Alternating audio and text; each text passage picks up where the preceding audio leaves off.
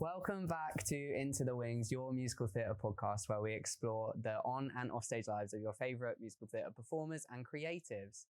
Today I'm joined by the fantastic Michael Ahomka-Lindsay, who is currently Jack Kelly in Newsies. Welcome. Lovely Thank you for coming on. Thank you. How are you? How's your travel here? Yeah, it was all right. I had a bit of a delay, but That's going to okay. happen. It's London. Exactly, it's London. We're never on time in London. Exactly. I'm so sorry, mate. I'm on my way. Yeah, but thank you for coming on. I really appreciate it. And it's your day off as well. Well, one of your days off. Back tomorrow, hopefully. So let's just get straight into it. Yeah. I want to start off by talking about Newsies with you. Okay. Can you, for some of the people that are watching that haven't seen Newsies or don't know about Newsies, can you give a really brief overview of the plot of Newsies without any spoilers, and also your role in the plot? Okay. So, plot of Newsies. It's all based around the newsboy strike of 1899. This is a real thing, real event, and essentially the sort of Rupert Murdochs of the time, Pulitzer and like Hearst, they had lost a lot of money because they were selling loads of newspapers because of the war, and when the war ended, people were less gagging to read the news, so they were losing money, and in order to like regain or try and recover what they were losing, they increased the price, not for the people buying the newspapers or the consumers, but like walking on the street, but for the young newsboys and girls who had to buy it from them to then sell it to people, which is obviously just so cruel when you think about it. Not only child labor, but also we're going to make it harder for you. And it's this amazing story based around it. There's fictional relationships. But lots of moments that mirror the actual strike. They essentially just weren't going to have it, and they were kids. We're talking like 15 to 6 or 7. They were like, and they had the ability to sort of like organize themselves. And they caused carnage on the streets, like breaking news wagons and all that. But yeah, so it follows and centers around that story. And there's some relationships around that have been created for the show that you can follow. Like, actually, no spoilers. Getting close. Yeah, close. But yeah, so. And you play Jack Kelly. Yes, I play Jack in that, who is the leader of the strike of that particular chapter that we first meet in Manhattan. And there are all these other different chapters of people, like, of gangs, of news kids.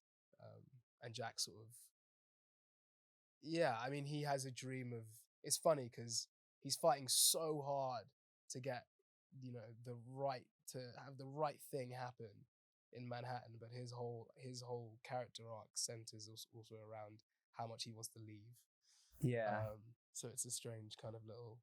Yeah, it's an interesting character arc. Yeah. Because he's got one foot out the door, but the foot he has in the door is so firmly there. Because he wants to escape. But yeah. So you've been in it. When did you open? November? We opened in November, yeah. End of November. Started rehearsing in October. So not a very long rehearsal period then. No, yeah, we only had about 4.5 weeks, 5 weeks including tech. Oh wow! I didn't realize it was that quick. Yeah, it was quick turnaround. We got straight to it in the rehearsals as well. We started, in the first week we were doing Seize the Day. We were like getting straight into it. Wow, yeah, that's just in the deep end. I know, it's about 7 months now. Yeah. We've been doing this. When did you audition? I auditioned in, that's a good question. When did I audition? I feel like it was around June. Okay. I think I was doing League. Yeah. Or May. There was a lot of rounds and it spread out over a long time. So I do remember like doing a few rounds and then there being like a big break in between and then coming to do chemistry reads. Yeah. So it's sort of a bit fuzzy. It's all into one. Can you remember the first audition? Yes, I can. What was it like? It was actually a self-tape. Was it? Yeah, it was a self-tape the first round. And it was, you know what self-tapes are like. You're clearing furniture out of the living room and my poor neighbours. I actually got knocked on by a neighbour just being like, can you please keep it down? Really? Because I was trying to sing Santa Fe, possibly the loudest. Loudest song you know what I mean, screaming my halls down. Yeah. And then you heard back from the self-tape. Did you go and do an in-person audition after that? Yes, in the person audition with Matt and Nigel, director and musical director. Cool. And we did a couple rounds of just those two, and then doing a monologue and a song. The monologue in the middle of Seize the Day, and just like a cut of Santa Fe. Okay. And then a couple other rounds where the table started like getting longer and longer and longer with more and more people watching you. Oh God. And no, it was nice though. I felt really. I remember saying to my agent after, being like, I felt really held in the room, and you know, Matt was lovely. As soon as you walk in the room, he like closed the space, came straight up to you, was like, "How you doing?" And like, cool. talked to you about things. It didn't feel like you were walking into the room and facing this like, you know, platter of people judging you. Yeah. So yeah, it was a very friendly environment, and did a few more rounds of that, and this sort of cut got longer and longer and longer. Mm-hmm. And then we did chemistry reads. Okay.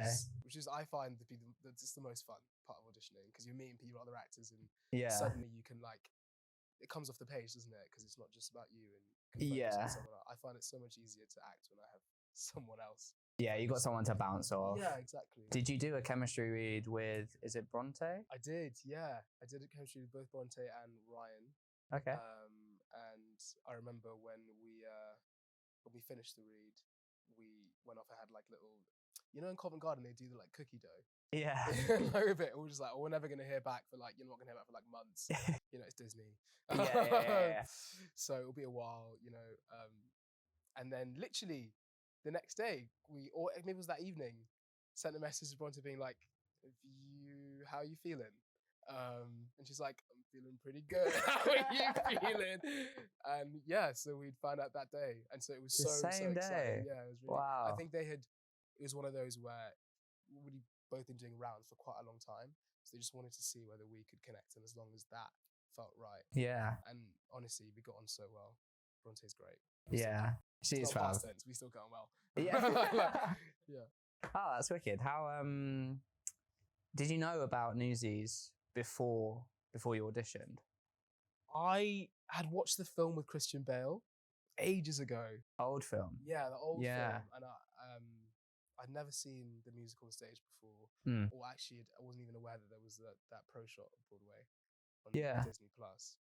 But I remember liking the film, and I've always been a Christian Bale fan. So, and just at drama school, people sing the songs in performance classes and stuff. You know, I've heard someone sing Santa Fe a good number of times. Yeah, I bet. So yeah, it was a bit limited in my knowledge, but I actually quite liked that, because I just walked into it very open to whatever it felt like it should be. You know, I didn't have any preconceived sort of like rigid. Yeah, that's good. You could bring Michael to the role instead of just. They must have seen. I bet they saw so many replicas of Jeremy Jordan doing Santa Fe. Yeah, I think.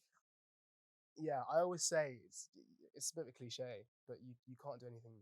You can't do anyone but yourself. You know. And because you always fail if you try and do someone else, because you can't. So it's so much easier when you can just start from a place of like what you think about it. And I love like after auditions, it's the way I kind of tell if I really into the role or into the show, if I'm like thinking about it after. And I remember doing the monologue and after I did the audition, I was just walking around and I was thinking about what the character had been saying, and I was like, I really relate to that actually. And so, that's cool. Yeah.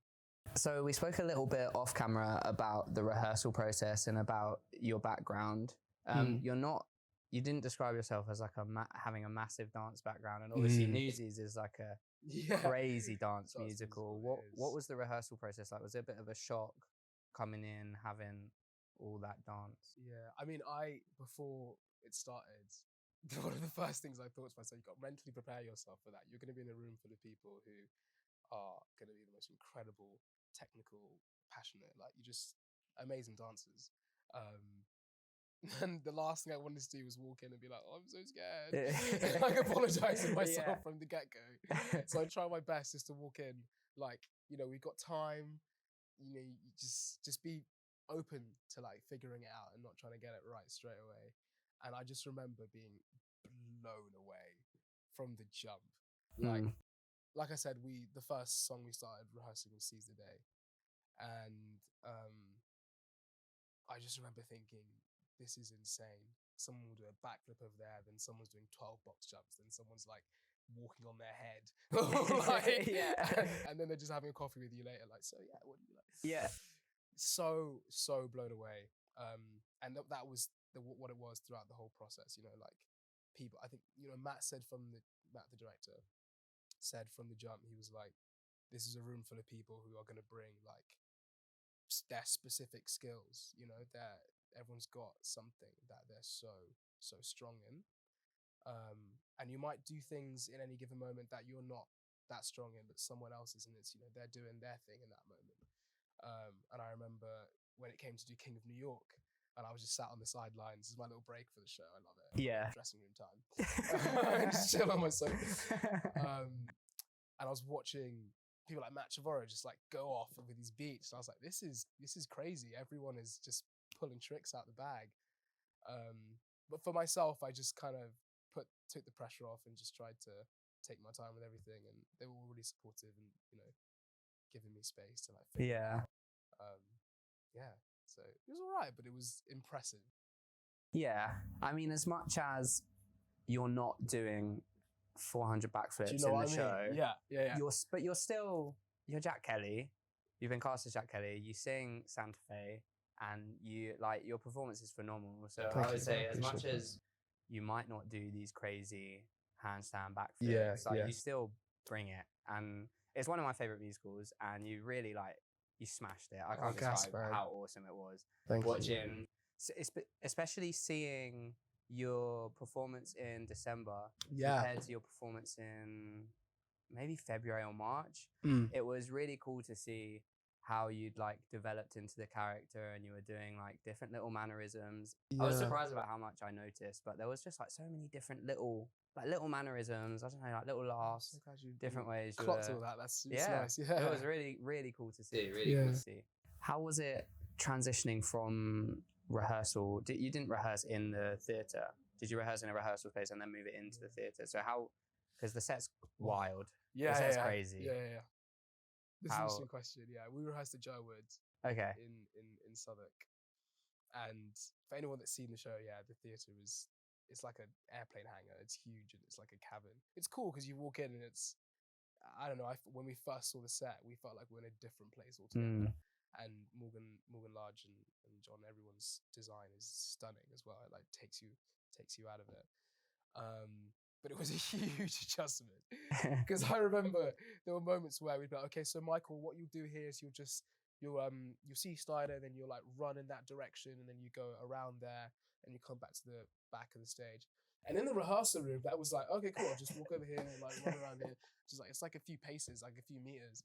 And then we get to the theatre, and I'm running up flights of stairs and climbing up ladders and swinging on ropes just to get from A to B.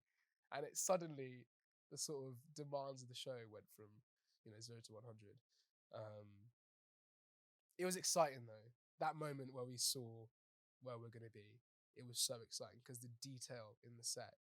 I mean, there's a lot of stuff I feel like audience might not even pick up, but there are tiny pictures in people's bedrooms and little details of fireplaces that you might not even see, but it really helps us to feel immersed in it. Yeah, the immersive side I think is really cool. When we came to see it most recently, we sat on the side, I think it's called Flushing, but we sat in row B. Yeah. So we were super close, and you've got some of the cast members that come and stand and sit in the aisle, the gangway. Fall asleep. And what I found really interesting was when I saw it before, we sat at the front, but maybe 5 or 6 rows back. So it was a conventional musical setup. End on almost, Yeah. And then being at the side and being so close, I could hear the conversations that everyone was having whilst, and it was just so interesting hearing you guys just chatting. I hope they were PG and relatable. Sometimes they're not, so let me not spoil the tea. But it was really cool. Like you say, every time I've seen different details, I mean, the newspapers that you guys throw into the audience they have articles in. Full articles. It's you crazy. Can read them. Honestly, it's really, really detailed. Yeah, and that is, I think for us, walking into that, we immediately felt like everyone that was involved in this was as committed to this as we were. And it's really cool. And because it's meant to be immersive in that way, and the audience members get thrown newspapers at them anyway, so you get to read that after. Yeah, it was super exciting. And obviously, just the adjustment for the what you hear back in a theatre like that it's just everything changes in that moment, and I find that tech is such a onslaught of just like adjustments. Everyone is working at like 1,000,000 miles per hour. Yeah. Because we're all adjusting so much in such a little amount of time, and also just trying to get stuff done. Yeah, it was interesting. Yeah, tech must have been a whirlwind. I can imagine. Gosh. If you've seen the show, anyone that's seen the show knows it's such a tech-heavy show. The flying, everything. It's a lot. Yeah. So we had some mishaps. Yeah, I bet. You have a lot of stairs to go up, like you mentioned. Yeah. But specifically on stage as well. Literally. Right before, is it the duet? You have to, go up and you grab a letter, I think. This is weird. I know they're showing too much detail. No, it's because I think every time I have to sing, like, some of these challenging songs, I've got to run up and down flights. Before Santa Fe, let me just like complain for a sec. Before Santa Fe, we do the whole of Seize the Day, the whole Seize the Day dance break. And we have this massive, which is really cool, by the way, massive fight call. And our fight and intimacy coordinators they were amazing. And intimacy coordination needs to keep happening. So absolutely. But we have a massive fight. And all that happens, I'm swinging on ropes and stuff, then I have to run up like flights of stairs, and then it's Santa Fe, and I'm like blowing at the top there, completely out of breath. Oh, it's mad. It's mad. I bet your fitness has leapt up since doing the show. It's crazy. When the show ends. It'll be nice to have a rest though. Yeah. It'll be nice to have a rest. I'm going to count how many steps I go up and down. Do it. At some point. Yeah, let us know. I feel like that's a very interesting fact. Yeah. How are you feeling about it coming to an end? Because obviously you have it's been extended twice, but now you have all the socials are saying must end 30th of July. 30th of July, yeah. So how does that feel? I think it always creeps up on you, no matter what. You sort of, when I think about it now, we've only got 6, including this week, 6 weeks left of it. And I don't know, it's just, when you think back to where you were in January and you're like, how has this time just like rushed away? And you just got to savor it and try and because the mad thing about working in this industry is that you will like be in a cast full of people and you'll be with each other all the time, constantly, and then suddenly it's just gone. Yeah, you're not with them anymore at all.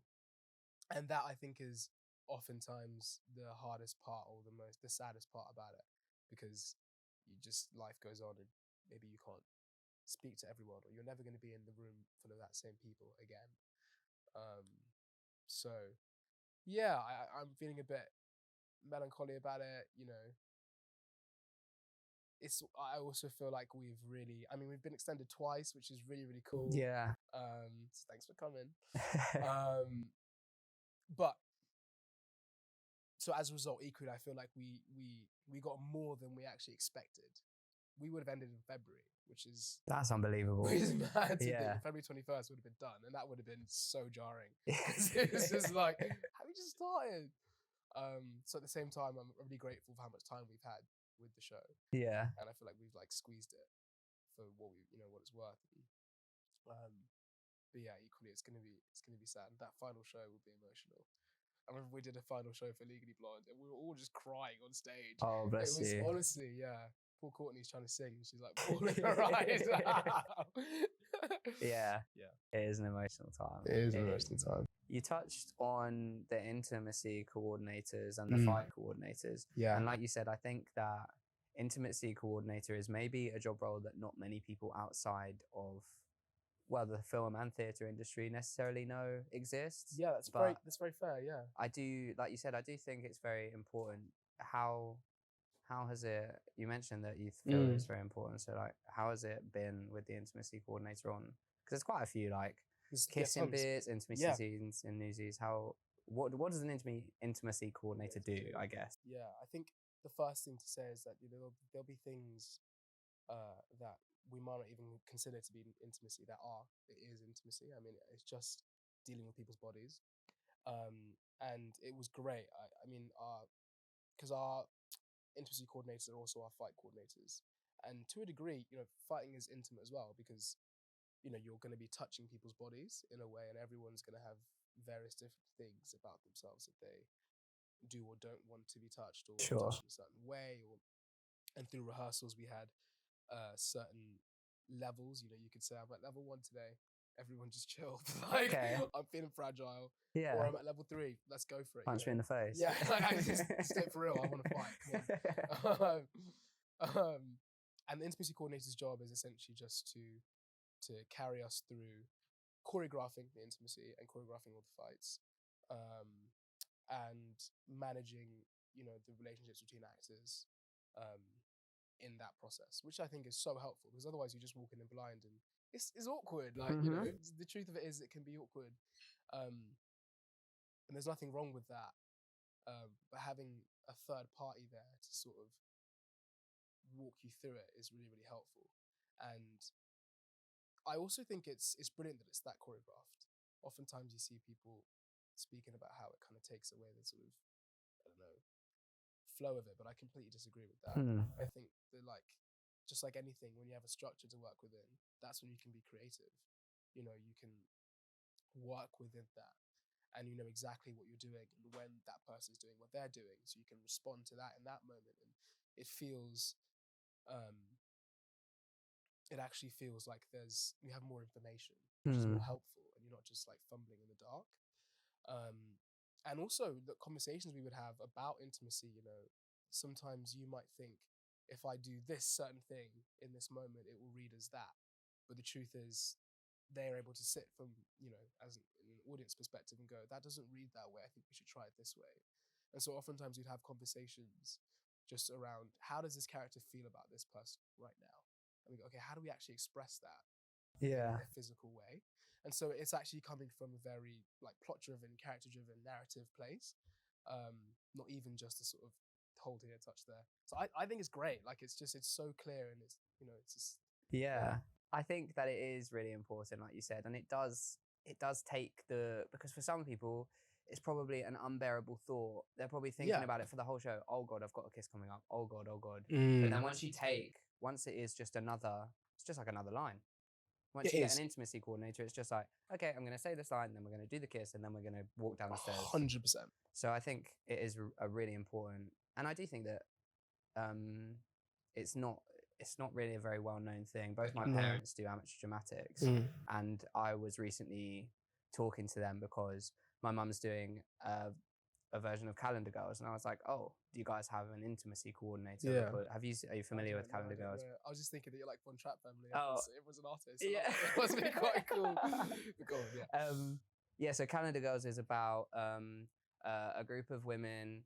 I think a couple of their husbands are suffering with terminal illnesses, and they decide to do a calendar to raise. I've probably absolutely butchered the plot of this because I don't know that much about it, but I know the vague concept is that they do a calendar, and it's like a nude calendar. Oh, and okay. It's very cleverly choreographed on stage, so you don't actually see anything. But I said to my mum, I was like, oh, that's going to be wild. Yeah. Because you guys are all going to be pretty much nude on stage. Do you have an intimacy coordinator? And mum was like, I don't even know that exists. So wow. I think even at an amateur level, it's still very important. It is. Obviously, some amateur places won't have the budget and stuff for but I think even just having someone there you don't need to hire a separate person. You can combine roles, and I think it's that thing. Being a performer and all this stuff, it comes with its own challenges enough already. And these are things that are intimate in real life, so why not treat them as such in work as well? No one's trying to get trauma from work. I don't want to be traumatized from my job, please. My life. If that's all right, I'd quite like to not traumatize myself further. And for some people, it potentially is traumatic. People's lives or people's stories. And for those that it isn't maybe so difficult to get butt naked, they also want to feel comfortable in being confident with it. Yeah. Do you know what I mean? Absolutely.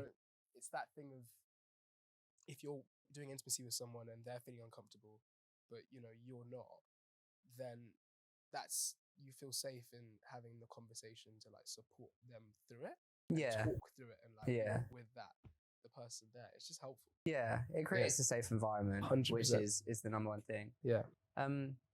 Moving on from that subject, congratulations to Newsies for the Olivier, for the choreography. Oh my Crazy. God. Yeah.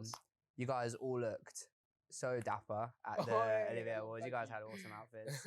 I was a big fan of the little matching moment you had with the newspaper Bronte, dress. And that was cool. How was the experience at the Oliviers? Attending, winning, like... It's my first. I've never been before. Mm-hmm. And obviously have watched it and seen it, it was a very special day, cool memory that, and Bronte's mum made the dress. Wow, I didn't know that. She literally was incredible seamstress. Yeah. She made everything. And she made this, like, that thing in days. We had the idea literally, a few days before the Olympics. Like, I'm so sorry. No pressure. No pressure. She's like, yeah, whatever. She's so calm about it. And it was just so fun to get dressed up with everyone and see us all like celebrate ourselves and celebrate the show. And it was such a stagey little event, like bumping into like all these friends. Everyone, exactly. But I just remember actually watching it and being in the room. It was so inspiring, like seeing people. Just it's like going to a concert. You see someone that you've admired for so long, and that meters away from you, like whoa, like you're incredible. I admire you so much. I'm in the same room as you. What's going on? And people had some amazing things to say, and the performances were incredible. And I remember the moment that the choreography prize was up. Ryan and I had gone to get a drink, and we heard them start again. We were like running up the stairs, get back. And we were all stood together in a little section. It's like on the right stage right hand side up at the top, where you could watch after you'd done your performances. And we all stood there just like, and the winner is, and we're just like like, so I didn't think I'd be so nervous or so wanting it to come to I mean, the thing is, to be nominated full stop is really special. And we were just gassed for that. Anyway, absolutely. There were so many incredible performances in London, all over the country. Full stop. So to be in something that's eligible for that, cool, incredible. Then to be nominated, I'm happy. Like I feel, and obviously Matt is such a lovely guy, and we just were really. Because he put so much into it. Yeah. And I remember thinking, God, I really want to see him go up there and have this moment. And then it did. And he did, like we all went completely wild.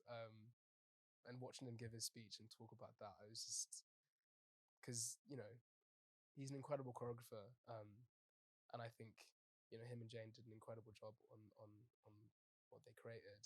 But everyone is, I don't know. I was just watching him.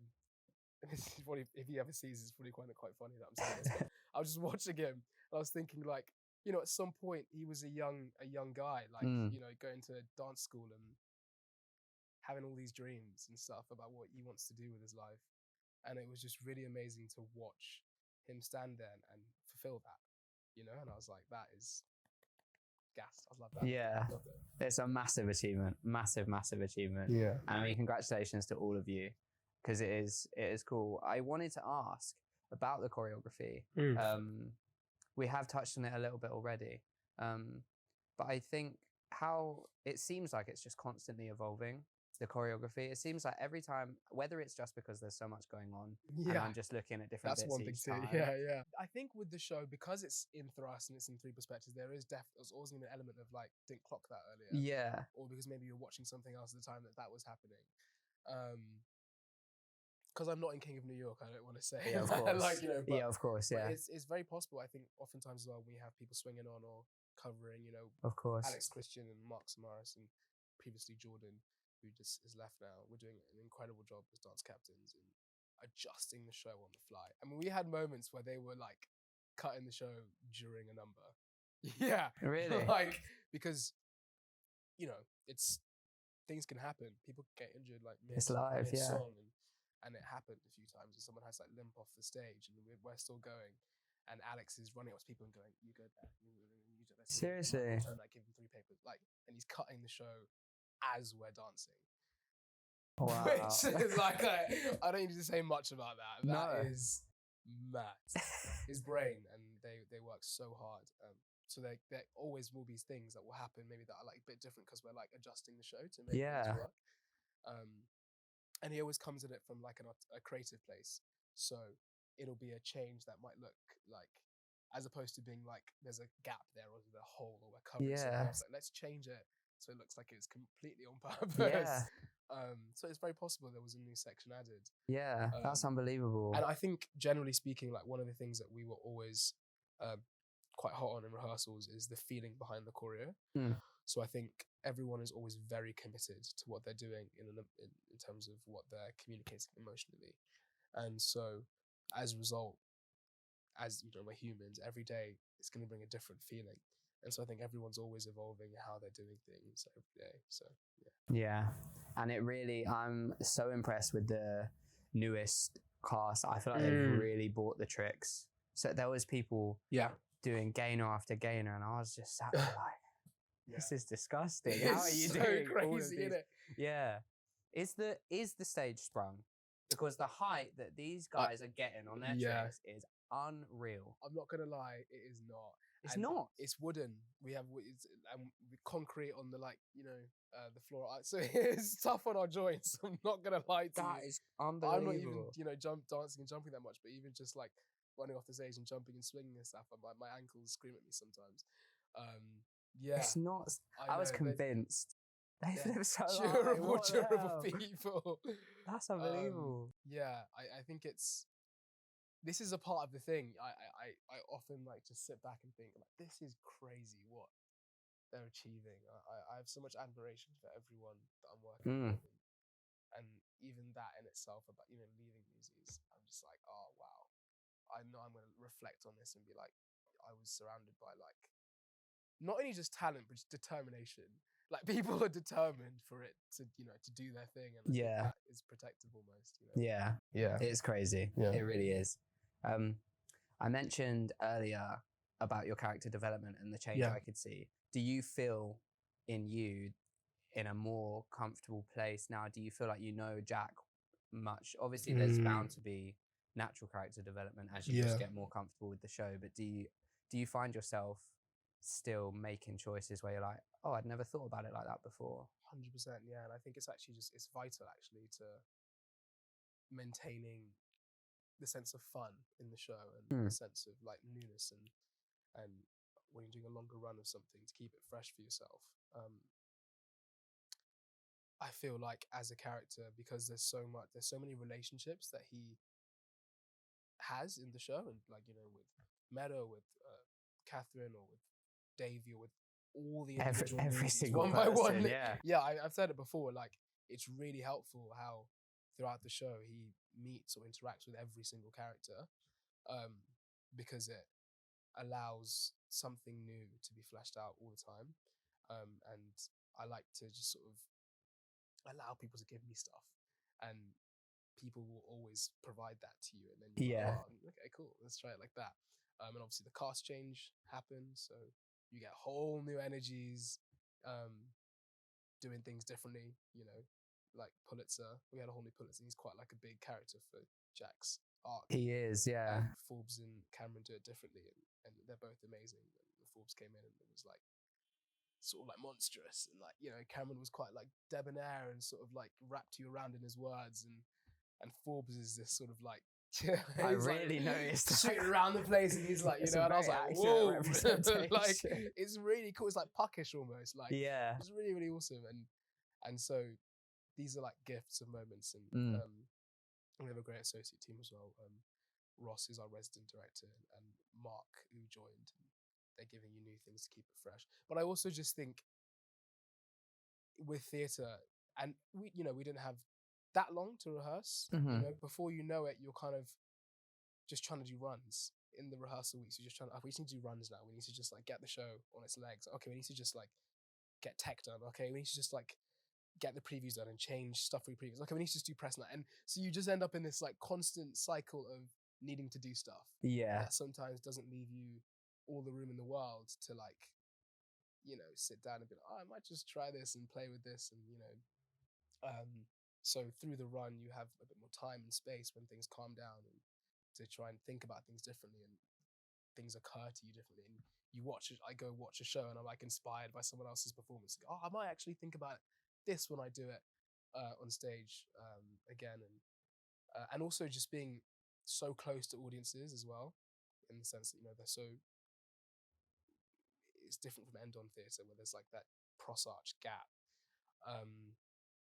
You get responses and you understand what people get along with and how they feel about each moment, and you try and play to that and work to that. Yeah.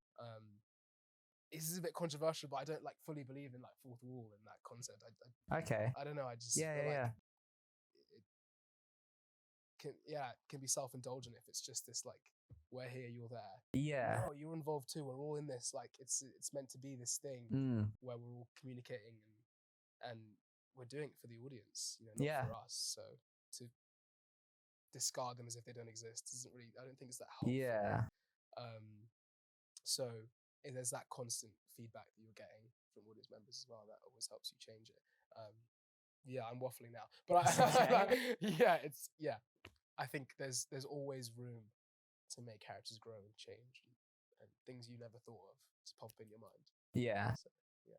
And it is, as you say, a very immersive show. Really cool. As I mentioned, you've got cast members coming up the aisles, coming in from every which angle. Yeah. Have you ever had any moments where, because they tell us at the start, the stewards do a really great job of being like, this is an immersive show. Please, if you need the toilet, go at a convenient time, or just like, don't go in the alleyways. Please, just don't. You get run over, honestly. Yeah. Have you had moments where you've been needing to get on, or you've been needing to get off, and there's just someone in the way, or? Yeah. I have nearly like completely body checked someone before and like had to like spin around and like knocked into Ryan and then Ryan knocked his legs. I was like, oh shit. And then we were like, there's a lot of, you know, people just, maybe they just forget or they get up. I mean, it doesn't happen too often, but a couple of times we've had some incidents and people like stepping on people's feet or like throwing a newspaper at a small child by mistake. Child just sat there like. And also in the front row we have our section for people with, you know, they have like guide dogs and stuff like that as well. And so you just like be running past a little dog and it wants to like get pets. And you're like, no, I'm running. It's so cute. Oh, that's adorable. Yeah. A couple of moments where I've tripped over someone's legs going up the stairs and I literally face planted. It was really embarrassing. And I'm meant to be this like, you know, cool character. I'm like, yeah, no, it's all good. I'm fine. Don't worry. Yeah, it's all good. No, we've had a couple moments like that, but largely it's been okay. Mostly we just like break the set, to be honest with you. So people like put the legs through like boxes and you know, break, on all the time. Yeah, break set all the time. There's so much set to deal with, so I'm not surprised. Yeah, honestly, it does really being in the aisle, but having the cast in the aisles and so close to the audience, it does really encourage the immersive feel. Do you get people trying to like chat to you from the audience? A little bit. See, because I think the Newsies and stuff who are, like you say, they fall asleep on the side and like have conversations on the side. I think they have that a little bit more. Yeah. Or when Ryan tries to like sell papers to people and they're like, yeah, I'll have that. That was like, really like, no, cool. I can't. Yeah. So there are a couple of moments where people are actually trying. They're like, oh yeah, it's immersive. Why not? Like, but yeah, sometimes friends come and watch it, and if I'm like in a certain position, it's gonna put me off. Sorry.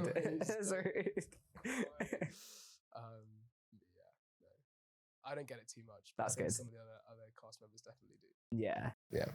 Generally speaking, our Newsies audiences have been so they're involved when you know, at a good time to be involved, and not involved when, you know, we need to have a moment.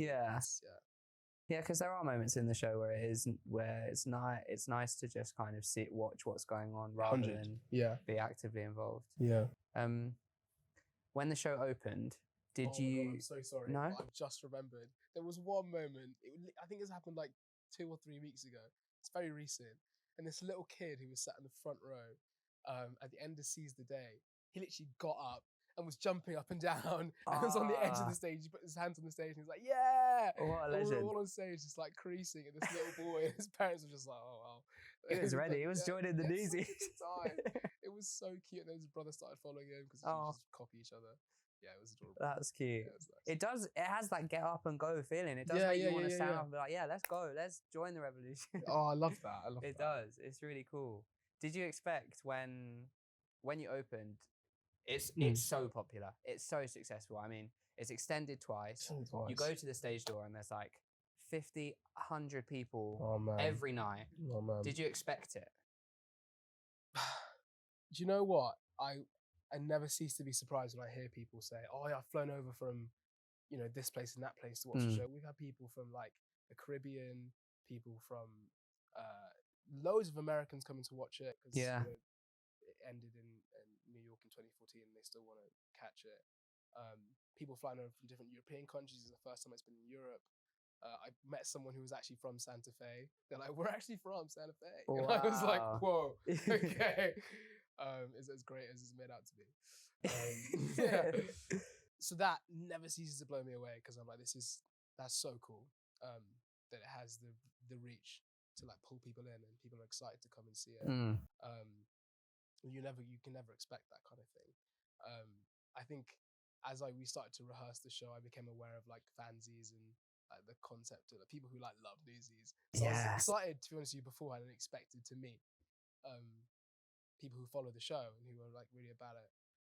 So that has just been quite like joyful, really, because all the fansies are really good energy, good vibes. Yeah. And they also, some of them fly over to come watch the show. Yeah, it's crazy. People come from all over the place. Yeah. It's really Had you had experiences with, because you have fans specifically for you, right?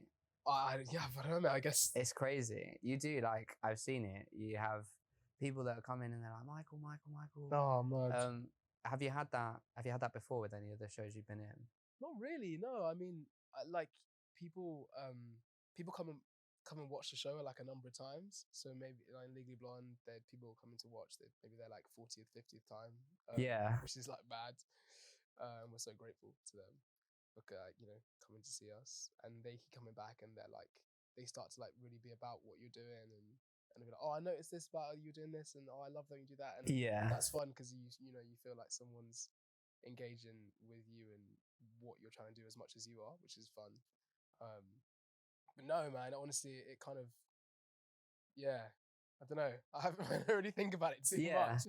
That's probably a good thing. Otherwise, it might like scare you. Yeah, it's a precious thing, isn't it? But I mostly, when people like that come, I feel like appreciate and love them. It's really lovely. And it's nice. But I think oftentimes with stuff like this, especially people who've been waiting to see the show for so long, it isn't really about you. Like it's just they love Jack. They love Jack Kelly as a character, and you're doing it, and so they appreciate you for doing that and bringing that character and maybe showing them something about the character they didn't necessarily know or think about before, and so there's like a degree of separation. For me personally. Yeah, that's cool. Sort of like, they're about Jack and I'm doing Jack at the moment, and so I'm happy that they're happy. That's good. You know what I mean? That's a really nice take on it. It's really nice that you are able to detach yourself. Is it weird going out the stage door and just there's people just there just every night, right? Man. It's nice. I really enjoy meeting people at stage door, because I also think oftentimes people are sort of like, I don't know, maybe they're shocked to meet you and see what you're actually like, and you're different from the character. Or like, and they're like, yeah, you don't have an accent. It's fake, man. Very good accent. Oh, gas. You know what? People that come from New York, I'm always like, how was it?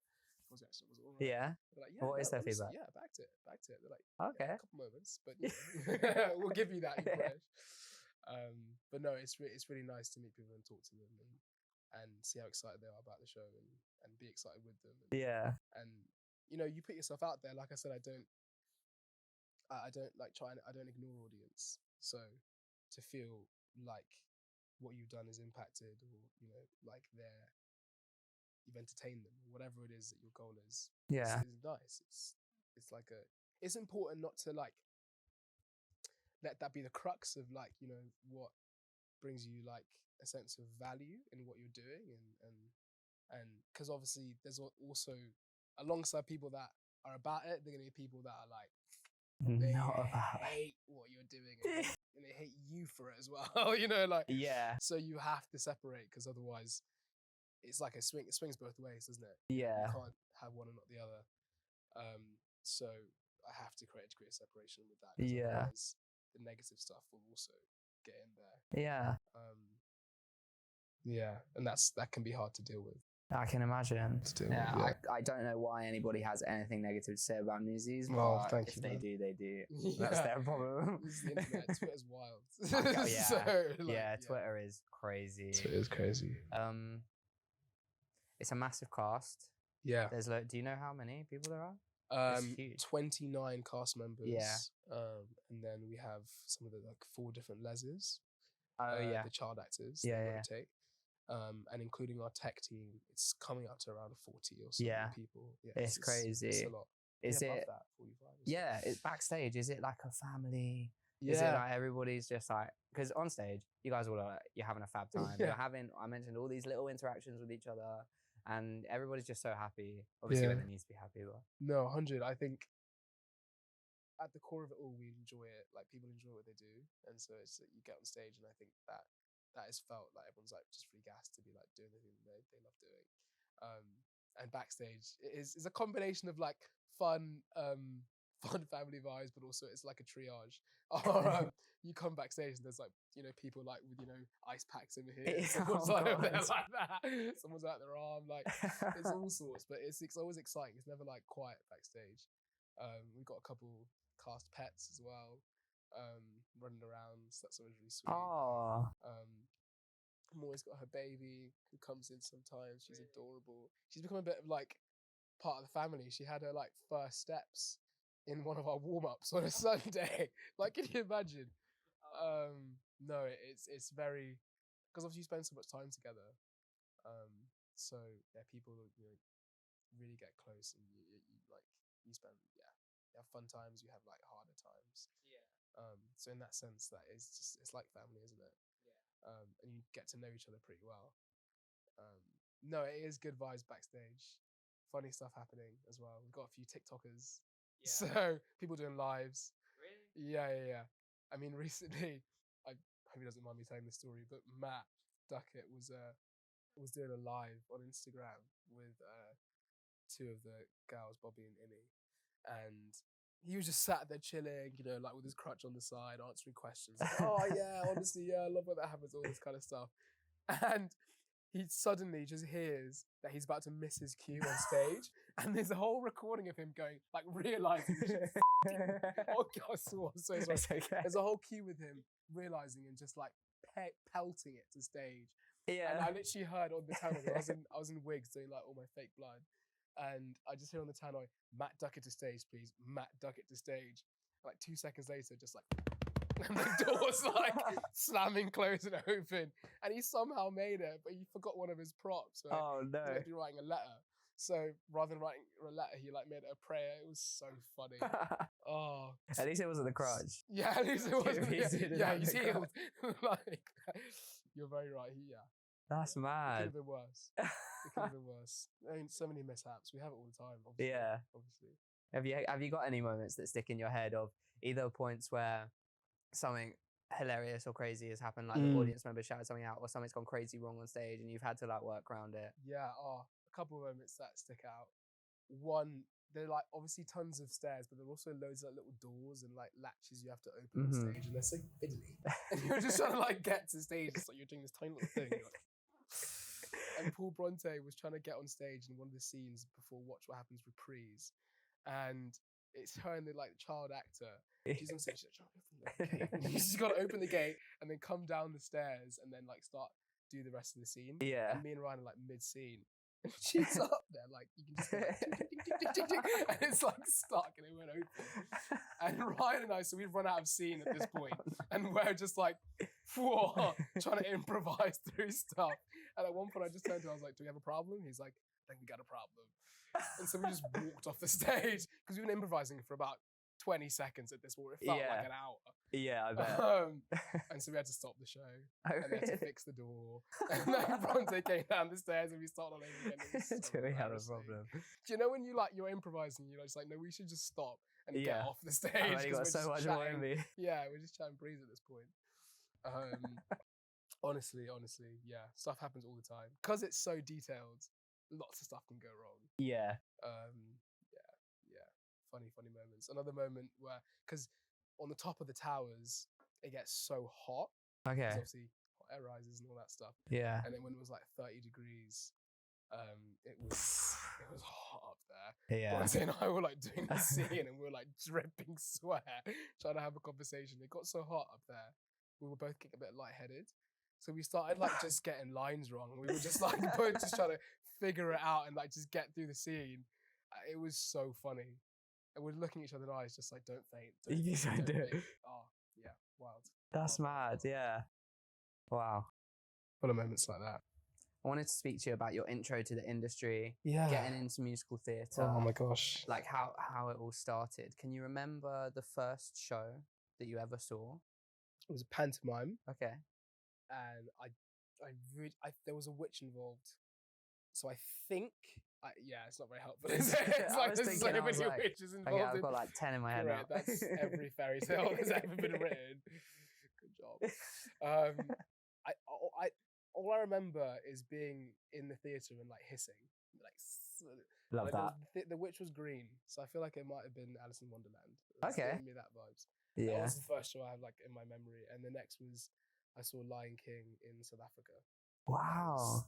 In South Africa? Yeah, it was insane. It was so cool. That's cool. So cool. Yeah. That was the moment where the sort of animals walk through the like stalls. We've had it for so long now, but when it first started happening, it was such a big thing. Yeah. It was such an exciting moment in the show. I remember that. It's like stuck in my memory. That's cute. Yeah, it was a great show. It's a wicked show. Yeah. It is awesome.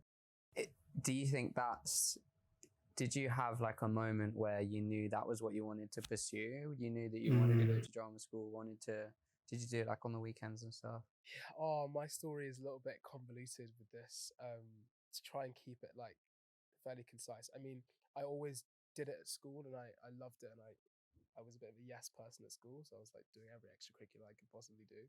Love that.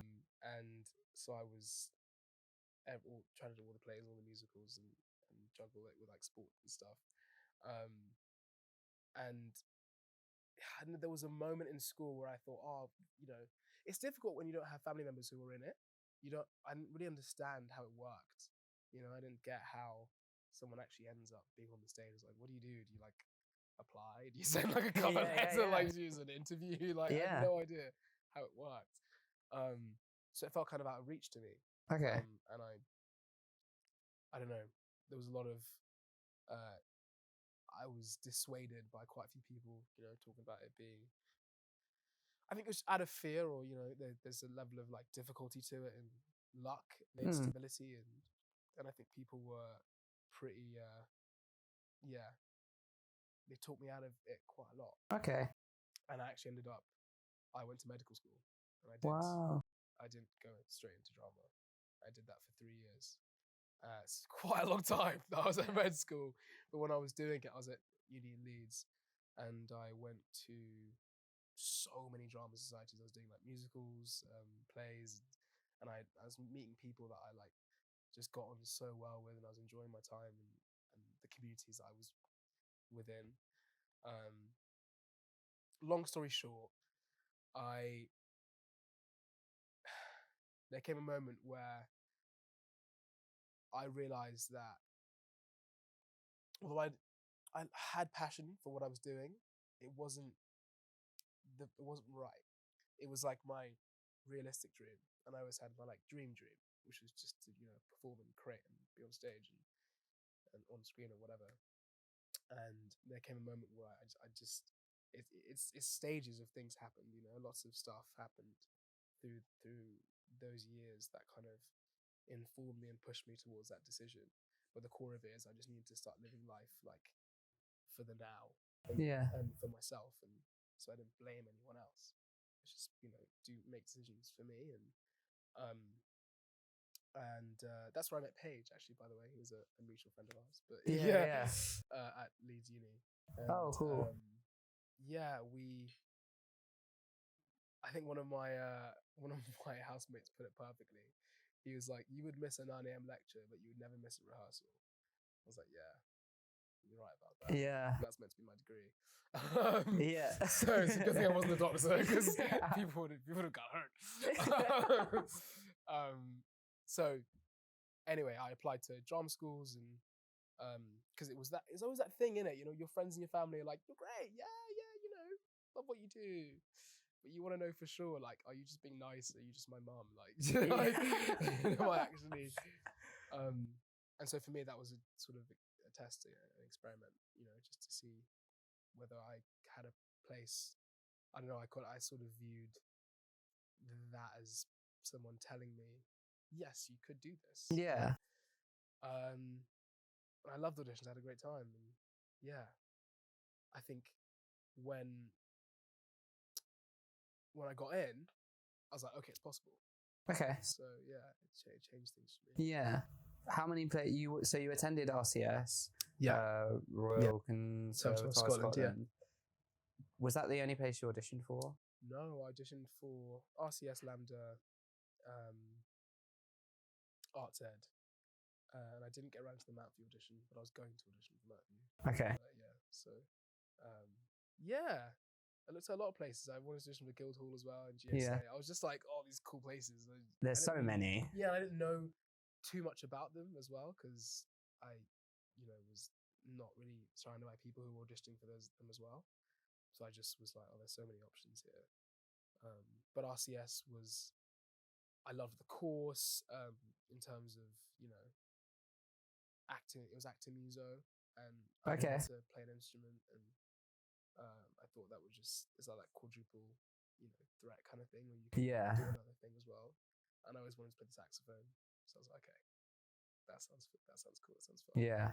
And there was a level of it that was creative, like look at writing as well as devising and all that kind of stuff. And I thought, in itself, I wanted to like find my creative voice as well, because I'd obviously been out not following that for a long time, and so I needed time and like energy to sort of think, okay, well, what is this? I can't just jump into this thing. I need to figure out what makes me tick. And yeah, I don't want to jump the gun and stuff, but you know, the scholarship and all that, you know, it was vital. I'd done 3 years of uni, so I'd used all my student loan already. So of course, yeah. Yeah, it was, without it, you know, there's no way I would have ever been able to go, because, you know, the fees, it's expensive. It's crazy. Yeah, school is crazy. It costs money, right? Yeah. So that was, yeah, thanks to the foundation. Foundation. That's awesome. Yeah, that was obviously a huge factor for me. Yeah. Could you play saxophone? Can you play saxophone? I think I can now. Yeah. Yeah. But you couldn't play before you went to RCS? I went scratch. The instruments that I did play were like piano and a bit of guitar, but yeah. You can pick up a new instrument. Yeah. And so that was my first time, and I was always that friend that went to my friend's jazz concerts and was like really jealous. Not jealous, but like, oh, I want to be involved. Yeah. So that was a bit of a moment for me. Yeah. I think that's a really inspirational story. It's not the conventional one that you hear. I think it's really inspirational for a lot of people out there who aren't necessarily sure whether musical theatre is for them or it is their passion, but they're like, okay, it's not that stable of a job. No one's supporting me. So I think it's really good to hear that someone who is in your position, who has done multiple professional jobs, it's possible. I think it's really inspirational. No, and it is. It just comes down to like, you know, what makes you happy. Yeah. I always used to say, like, you know, when you're stressed, you don't realize you're stressed until you're not stressed. And you're like, oh wow, I was stressed before. It was like that, but like happiness. I was like, wow, there's so much room for like joy and hope, like being excited about life. Yeah. In a different way. After I went into it, I was like, oh, this is cool. That's This is good. the right decision. It's good that you found that. Yeah. Do you have a moment that you can remember where, so obviously you weren't sure whether it was a viable career, you studied at medical school for a bit. Do you have a moment you can remember where you were like, okay, this is the right decision, this is a viable career for me? Because obviously now it's been your career for years a couple now. years now, yeah. But do you remember a pivotal moment? The moment, like in my career, or like when I was trying to look into it, or like I think like either during university or after university, where you're like, okay, all of this training and the massive risk, because it must have been a big jump for you to quit. That's not an easy decision to make. 3 years into medical school, 100, to 100%. decide to go. So is there a moment that you're like, okay, it's worth it? I It's made the worth right it. decision here. Yeah, I mean, even just that, what we were talking about before, where I was like, oh, I feel just so hopeful about the future, and so excited about what I'm looking, what's ahead. That for me was like a big indicator that actually, this is the right decision. And my mum asked me, she was like, what if it doesn't go right? Like, what if things go wrong? And I was like, I think I would still be happier doing this at whatever capacity, at whatever level, whatever I was doing, than to not. And I think that in itself was a big factor, because it's like, I don't know, if you're passionate about something and you're able to like to find it, then there's no such, I don't know, concept of failure, like not being able to, it doesn't matter where you get to, like it's sort of just about that you're following a path that makes you happy and excited. Trying to think of like some fun pivotal moments. I mean, I think go on. I remember doing, it was at drama school, and I don't know why, there was an opportunity for us to sort of just perform anything you wanted. Okay. There were so many events going on at RCS all the time, because there were students from every kind of faculty of film, composing, and everything. And I wrote a monologue. It's the first time I'd written something and performed it in front of people. And I remember after it went well, and after it, I was like, wow, like, because it was my own writing, I was performing it, it felt very holistically me.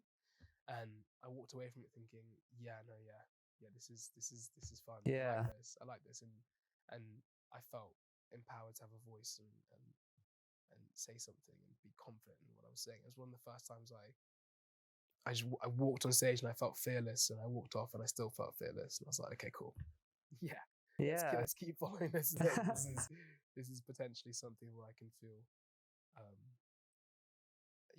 express me or myself to the max.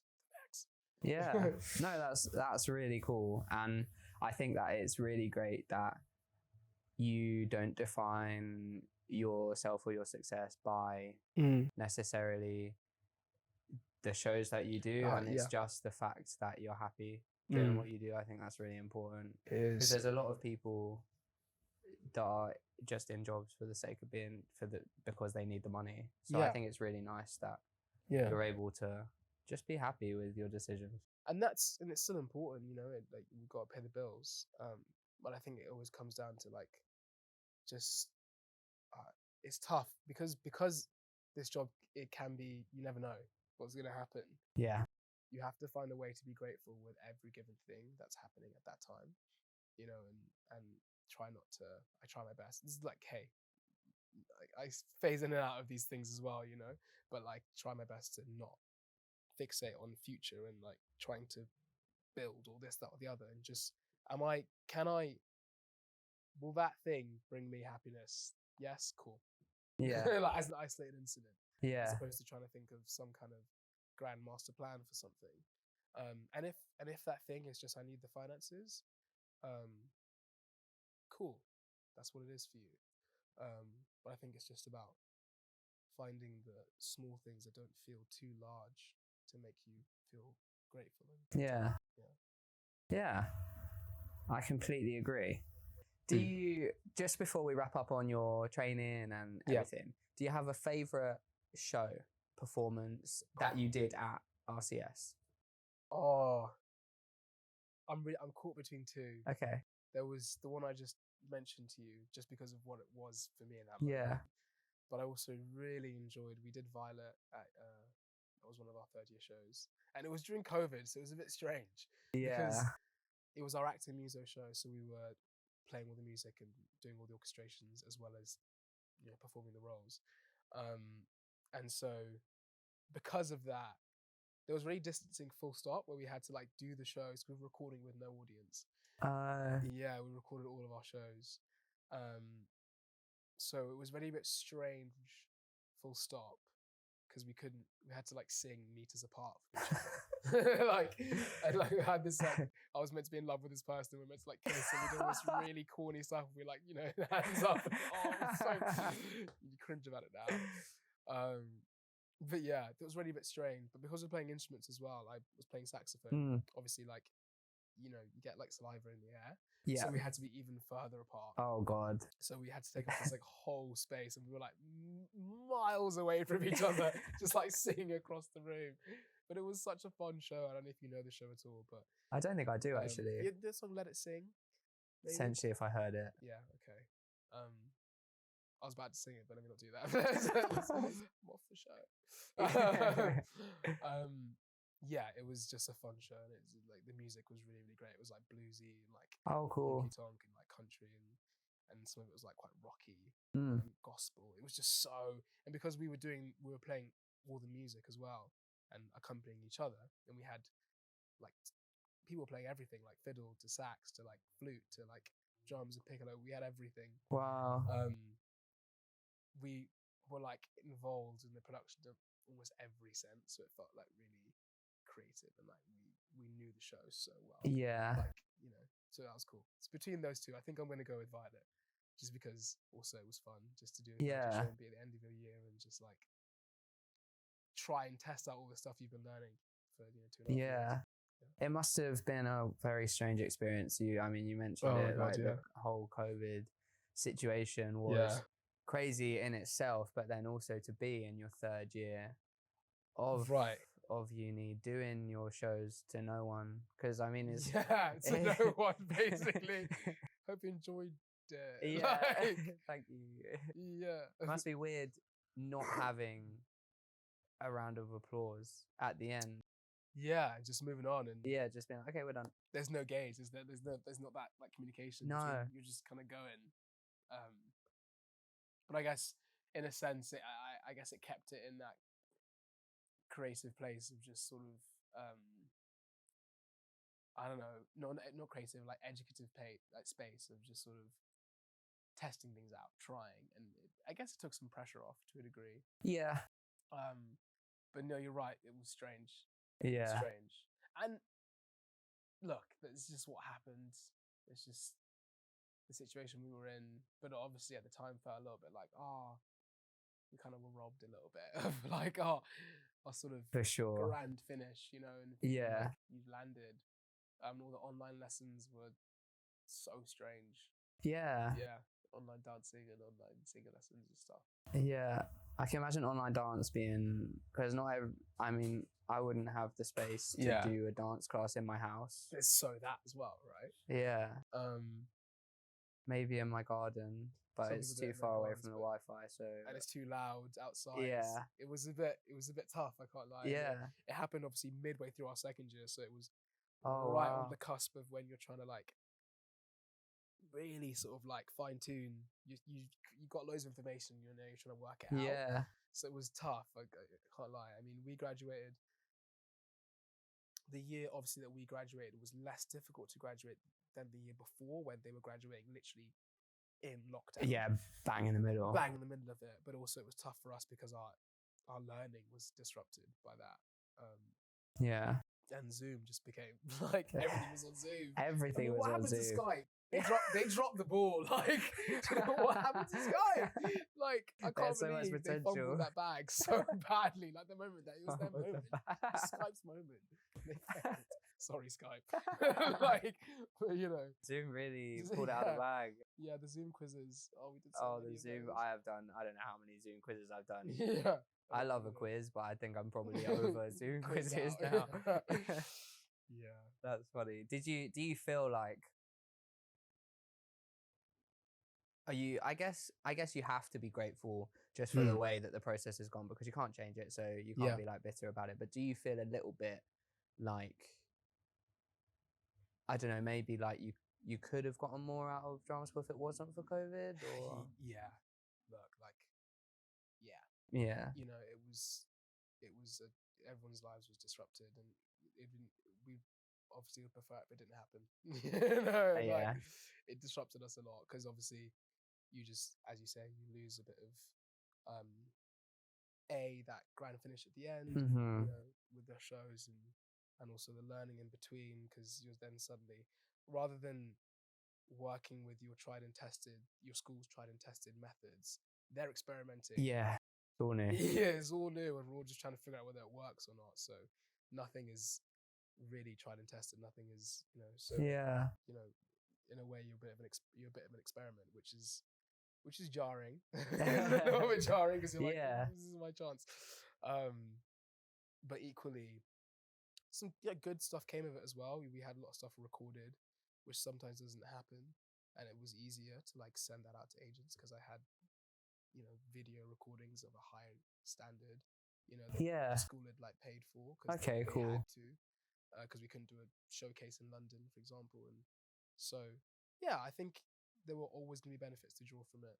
But yeah, Yeah. it was sad to lose all that, and obviously, even though things are a bit more open, when we were leaving, we're still coming out to an industry that is recovering, and I think we're still dealing with like the impacts of it now. Absolutely, yeah. Like, yeah, how it's changed, how producers have to, you know, the financials have become harder.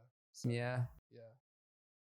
No, definitely. I think it's a really good take for you to have to be grateful for, because like you say, there are positives that come from it, and Yeah. it's a unique experience. Not many other people are going to be able to speak about that experience. 100. Is it? It was a crazy time. Thank Thank God we're out the other side now. Well, Yeah. hopefully, but Yeah, it was a weird time. yeah. Touching very briefly back on your experience getting into drama school and stuff. Yeah.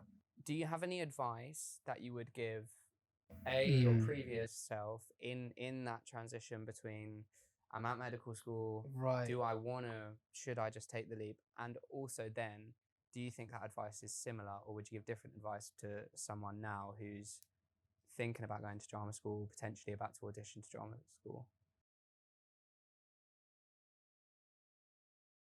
Okay. The first thing I think that is important, like, and I did NYT when I was at drama school. Cool. After my first year in the summer, and I loved it. It was so helpful that I did that. And I think one thing that I took away from that, and that I think is a bit of advice that I would give anyone, is that drama school isn't the be all and end all. You don't have to go to drama school. You know, if it doesn't work financially, if it doesn't work creatively for you, cool. There are so many evening classes you can take, day schools, there's like identity, places like that you can go to that are just as valuable. And it's not like a drama school will fail. It's not, I don't think that exists. And Yeah. that might be a separate bit of advice that I'd give myself, because I needed that at that time to just feel secure in what I was doing. Sure. And the change I was making. But I think definitely advice being that don't fret if drama school isn't on your horizons. Yeah. Or if you don't get it the first time and all this stuff, you're still growing as a person. Advice that I give myself.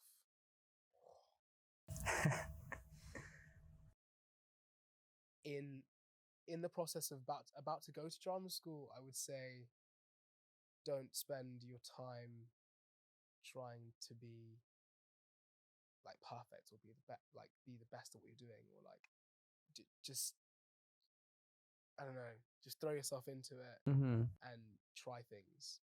And it's not about getting it right.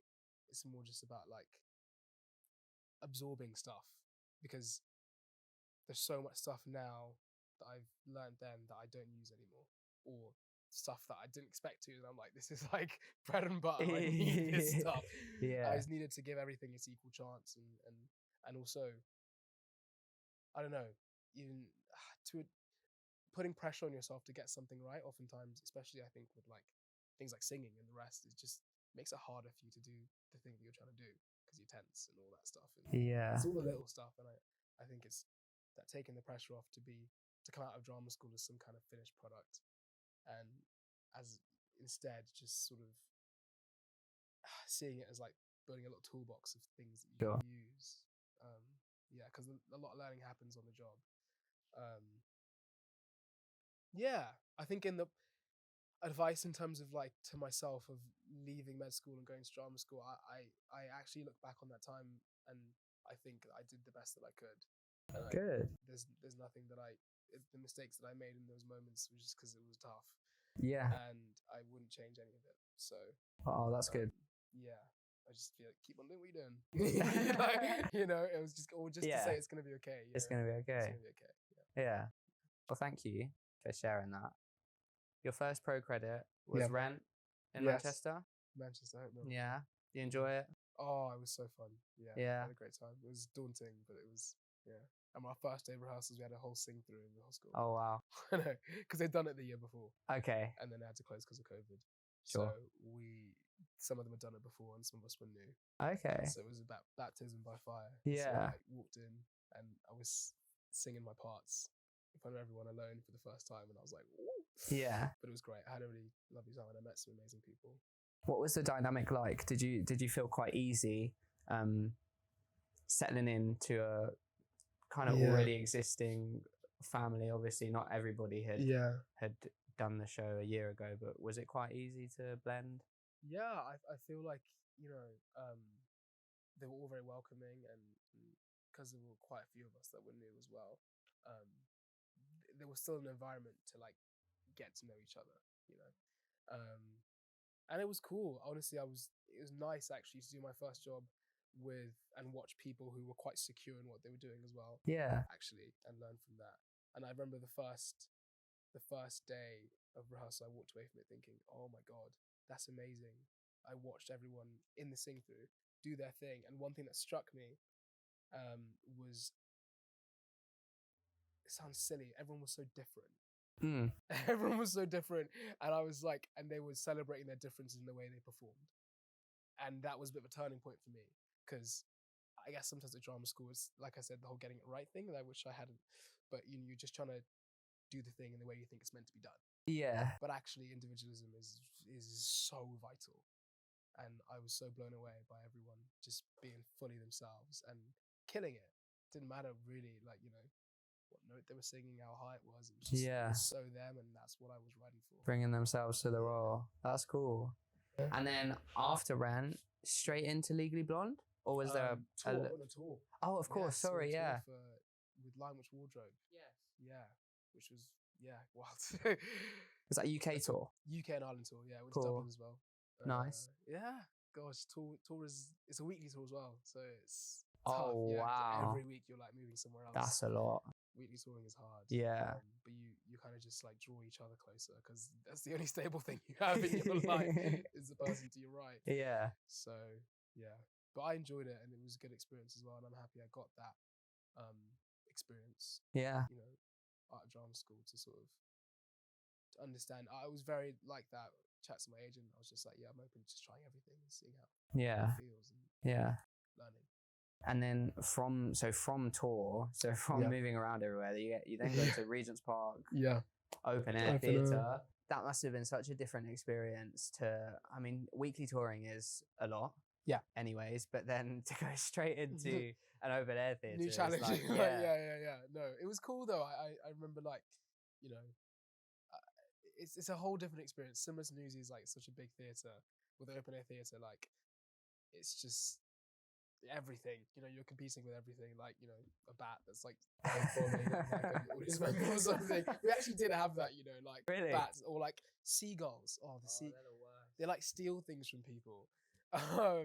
And so someone's fanning away, and then like their food gets stolen. Yeah, I know the feeling. We lived in Brighton, for a Oh, year. okay, so you know. And I was sat on the beach. I had a seagull steal an entire slice of pizza. I was like this, and it came In your between my hand. head. Yeah, and it just Can't and then write it dropped it. it in the sea, which was rude. So it's just like, I just want to steal it from Yeah. you so you wouldn't have it. I don't want it. No. You can't have it. Literally, That's so funny. it's rude. Yeah. No, so it was, I think for that space, it's about like how to like draw focus, how to like create, like pull the attention to the right place and then create the attention and all that stuff. And, Yeah. And because there's so much going on, and like, you know, during the day we don't have lights, and the matinees across the whole show we don't have lights, and in the evening show it was the sun started setting, which is kind of cool. You see the sun setting. The sun doesn't set until about Act 2. So you're just trying so hard to work to like pull people's focus to the right place. You don't have all the help you usually have. Yeah. Physically, what do you have to do that? Yeah. Just like jumping around. Hey guys, show's going on. Yeah, I can imagine it's super easy to get distracted by birds flying or noises like cars going past, bike bells going off. There must be so much. It's just you're just suddenly, even just wind blowing, it just becomes a little bit less easy. Yeah. And the lights is just a huge thing. It really helps to tell you what's the focus, what's not, you know. Or what the ambience of the space is. For sure. Do you know what I mean? Definitely sets the atmosphere. Yeah. So obviously Newsies is incredibly physically demanding choreography. Even if you're not doing the dances, you've got, like we said, all the stairs to contend with, the set. It's a very vocally challenging show for you, mixed in with the physical element.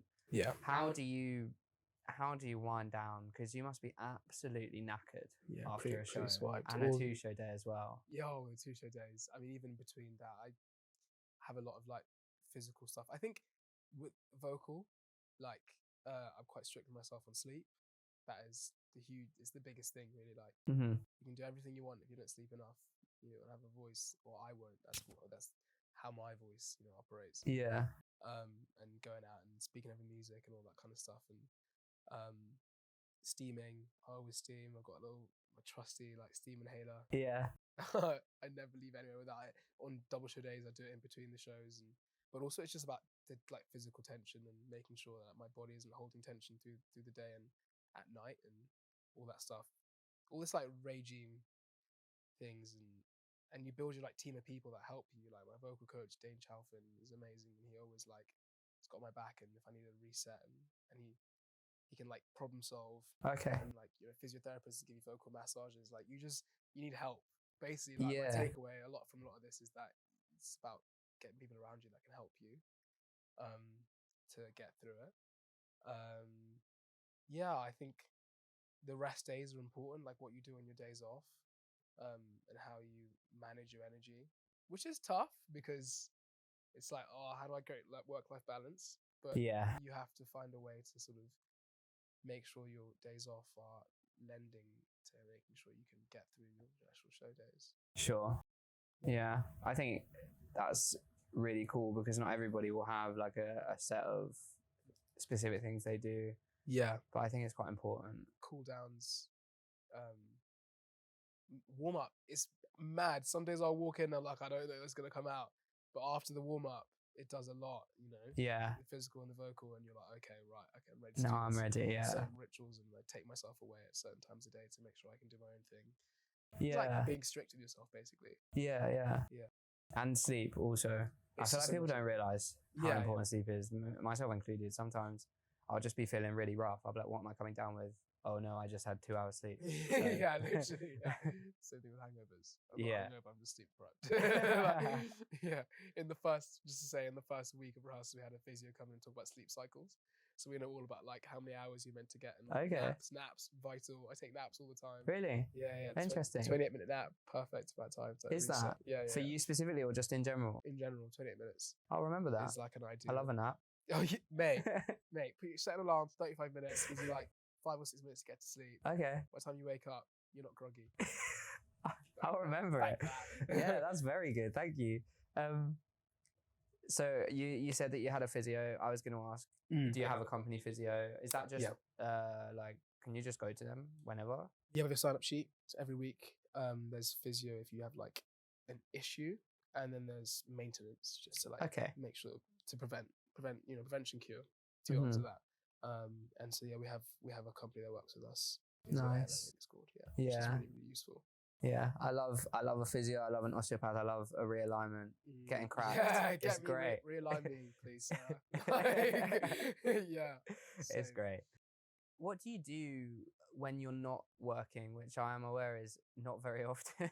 Oh, But yeah, do you play video games? Do you Mm. go out and spend time with your friends? Obviously, it's quite difficult. yeah, 9 till 5 versus a performer's schedule is. that kind of difference. Yeah. I mean, yeah, video games, love a little escape into like a game, and the storylines are amazing. Yeah. And I actually want to do video games at some point. Okay. So people like do so many. They do like full on green screen. Yeah, like the Working out. motion Yeah, yeah. capture. And like The Last of Us has recently come out. It's completely carbon copied from the story of the video game, which is great because it kind of just proves the point. Like, Yeah. there's some really cool storytelling happening there. Seeing friends, I try my best to see my friends and family. It's hard. Work-life balance in theatre is difficult. That is across the board, and no one I speak to has cracked it fully.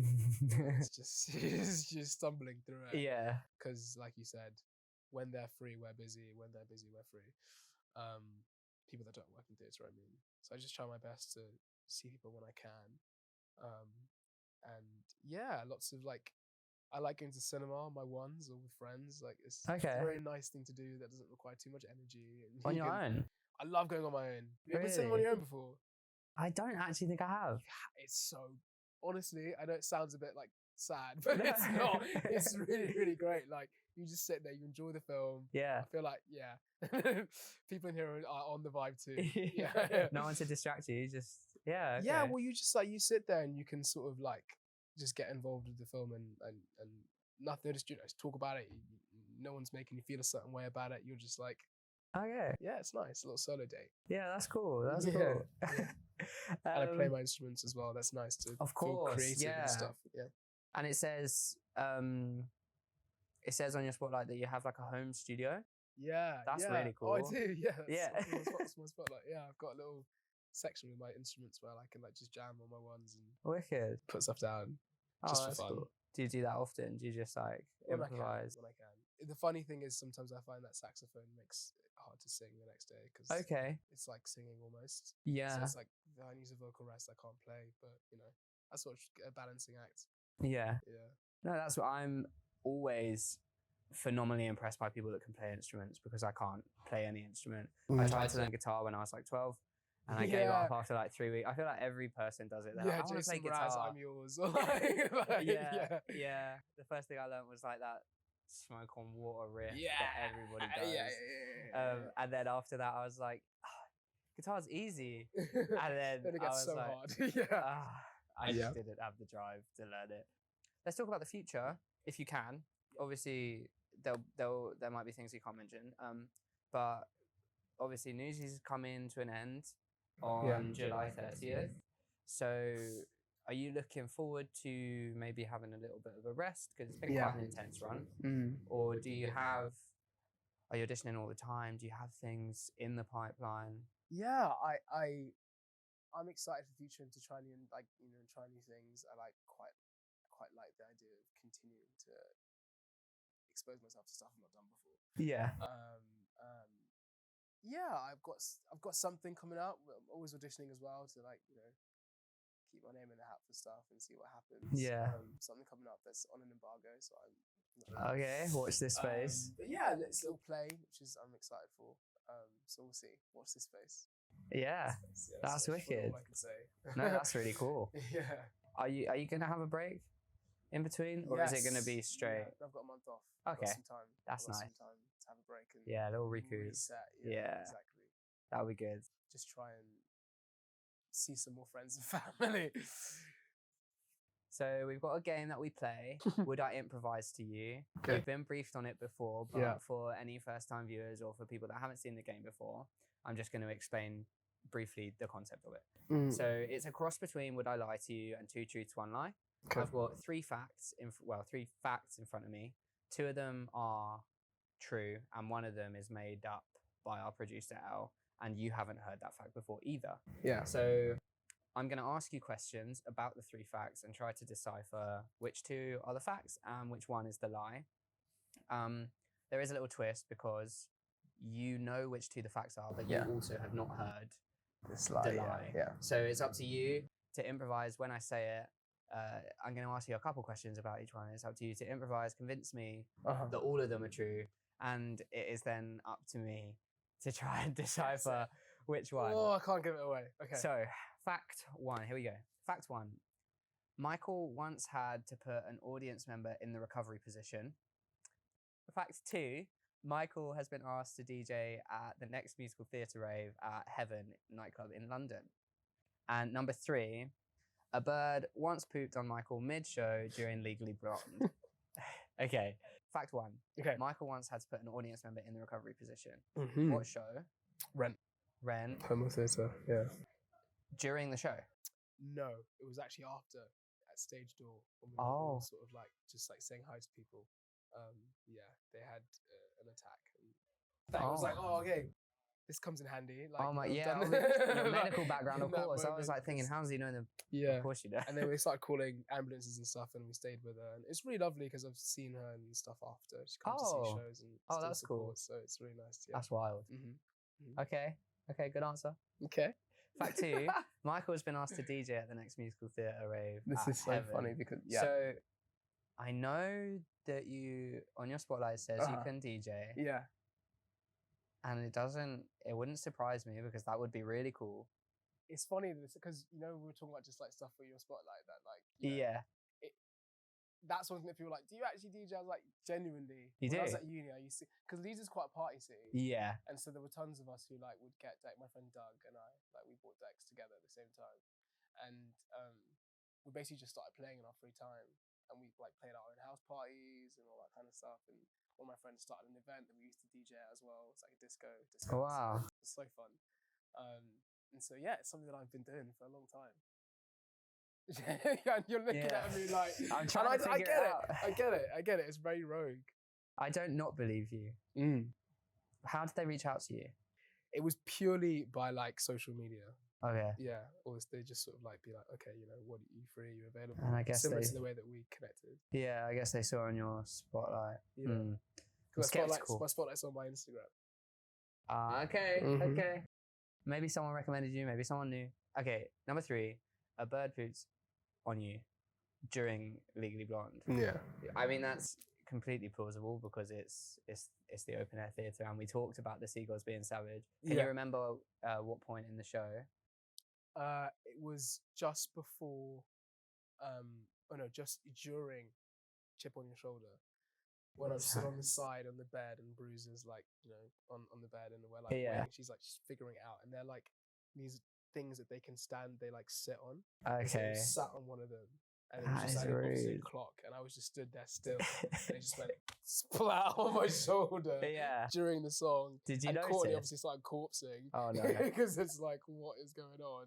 Yeah, it was funny. Did you notice? Well, I clocked straight away. You can feel it. It's like smells. It's hot. And, it was the worst. It was so bad. I had to go backstage to that costume and be like, what happened? They just give me a new jumper. Okay. Yeah. I'm so bad at this game. Or you guys are great. No, let me not bash myself. You guys are all professionals and you're really great at this game. I'm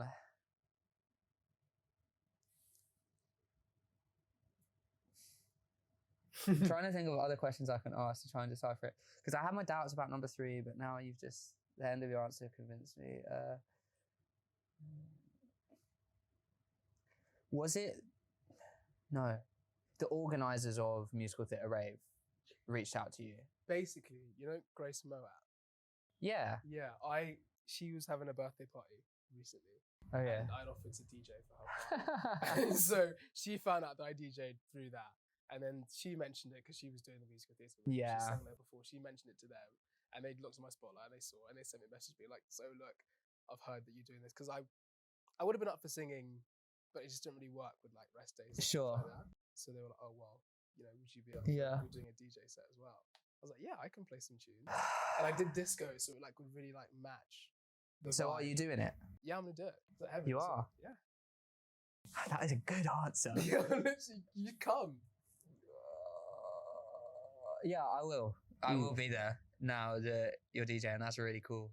But if that's a It's lie, like, I'm going to it's be like a sort of secret little plug there, isn't it? I'm going to be devastated if it's not true. I won't be Because there. you want if to, it's not you'll true. buy a ticket and then it's I'm like... not there.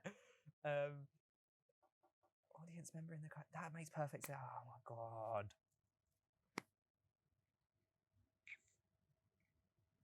I'm gonna go with. I'm gonna go with number 3. Just because you hesitated a little bit at the start. That's all I have to go on. Okay. Yeah, number 3 is. Oh, it's not. I don't know. I don't want to go. You got it wrong. I got it wrong. I was so scared because in my mind I was like, I've given it away. Literally. Wait. Is it number? I'm gonna be absolutely devastated if number 2 is not. If number 2 is not true. It's too true. No, it's false. Don't look at me. Don't look at me. She got you. So that was a funny one. That was a funny one. It was you that did it. That is so jokes. I'm not going It's to the actually musical mad because theatre. I didn't even have to lie that much. I did used to DJ at uni. Yeah. Yeah. So I was like, that's perfect. That is I really. was try and get away with that. That is really good. Well done, guys. Oh, I'm gutted now. I actually would be up for that.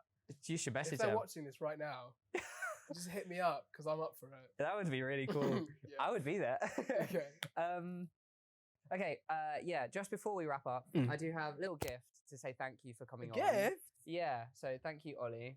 I'll explain about it once you Oh, if you open mate, it now. thank you. But thank you so much. I really appreciate you coming on and sharing your story and stuff. It's been really interesting. So It's I been just really wanted lovely. to get a little thank you for you. Okay, So let's- yeah, it's from the Yorkshire Knitter, which is Yorkshire Knitter. actually Ellie studied at RCS.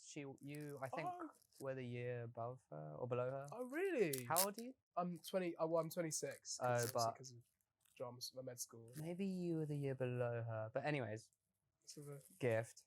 oh my god, that's so cool! Yeah. It's literally got the corner. and Yeah. everything. The Thank you attention for to that. detail is Oh, awesome. thank you. That's so lovely. Yeah, so that's Ellie. She's the It's got Yorkshire the Knitter. There's a news bag as well. Look, Yeah. a newspaper in the back. Look at this, guys. It's right here. Yeah, so she's got her own website and she does commissions. She can literally make That is so anything. And I nice. reached out to her to make little ones, and I sent her loads of pictures of you performing, my and the attention to detail is God. crazy. And also, we managed to get one in the newspapers that you guys throw, and so Yeah. that newspaper is a No, section you're of kidding. the newspaper from Newsies that you guys throw up in the air. So I mean, you can't really read it because it's so small, but No, that you is can't- actually I know exactly. from- Yeah. yeah. That is one of the articles that's in the newspaper. Yeah. Obviously, I've read those articles. I Spent bet so a much million time doing this show and reading random papers. That is mad. I love that. That's Yeah, so I'm glad you kind. like it. But Thank yeah, you shout for out to that. Ellie. Thank you so much. Shout out to Eddie. How did you do? I don't know how people knit like this. It's This is crazy. unbelievable. Yeah. Her attention to detail is crazy. Oh, thank you. Yeah, check out her Thank you, Instagram. Ellie. I'll put all the information in. But yeah, she was excited when I said that you were one of the So guests. 'Cause nice. She was I think she said that you were the year below her, but she What's her surname? Do you know? Coverdale. Yeah, I was a year below her. Yeah. That's so mad. Because Ellie Coverdale. Yeah. So she also oh, does. I'm gonna send her a DM. After Oh, do. this. Yeah. That's so mad. But yeah. So again, Okay. thank you so much for coming No, on. thank you. Really This is- appreciate it coming in on your day off. I know the travel here was a bit stressful. No, so. it's been a pleasure though, man. But no, great it's been to really chat to cool you. finding out about your story and all your little anecdotes. So thank you. Yeah, thank you. Thanks for taking care of me. That's okay. Appreciate that. I think we're good. Thank you guys so much for tuning in to another episode of Into the Wings with Michael today. It's been awesome chatting to him. Make sure that you give us a like, follow, share with your friends, all of that good stuff. And we'll see you for the next episode. Thank you.